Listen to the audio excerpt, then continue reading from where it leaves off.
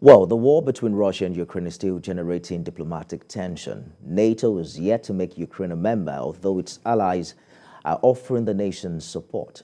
Ukraine says Russian forces are facing the heat of counteroffensive and are being pushed backwards. We have more in this report.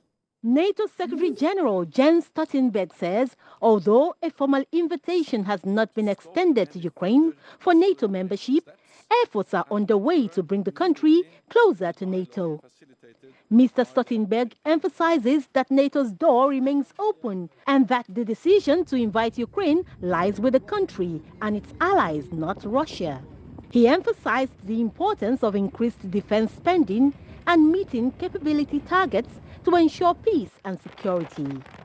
Mr. Stoltenberg also confirms that he has no intention of seeking an extension to his term as Secretary General. The German Chancellor Olaf Scholz acknowledged the possibility of the Russian aggression lasting for an extended period, but clearly stated that his country remains committed to the defense of every inch of NATO territory. We agree on that NATO's door is open. We have demonstrated that with the invitation of Finland and Sweden. We also agree on what we stated in 2008, that Ukraine will become a member of the alliance. We also agree that it's not for Russia, but for Ukraine and NATO allies to decide when the time is right to invite Ukraine. Russia doesn't have a veto over NATO decisions. On the flip side, in Ukraine, President Volodymyr Zelensky has addressed the Supreme Commander-in-Chief staff meeting on his country's counter-offensive. He says Ukrainian defenders have successfully maintained their positions without any losses, while Russian soldiers do nothing but suffer losses. The evil state has no such fortifications or reserves that will stop Ukraine. Because we are on our own land, and this gives us the greatest strength.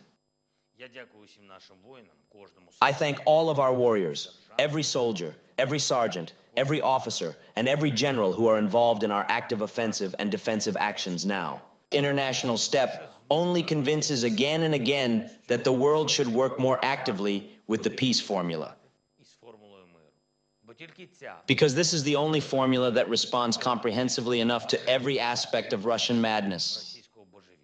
And one more thing, the World Bank.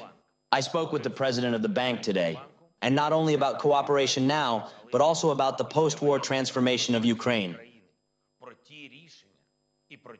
About the decisions and steps, about the new doctrine of a new Ukraine, a victorious Ukraine, steps that we will prepare and implement. Meanwhile, the Ukrainian military says intense battles have continued in the country's eastern Donetsk region as Kyiv tries to dislodge Russian troops from southern areas.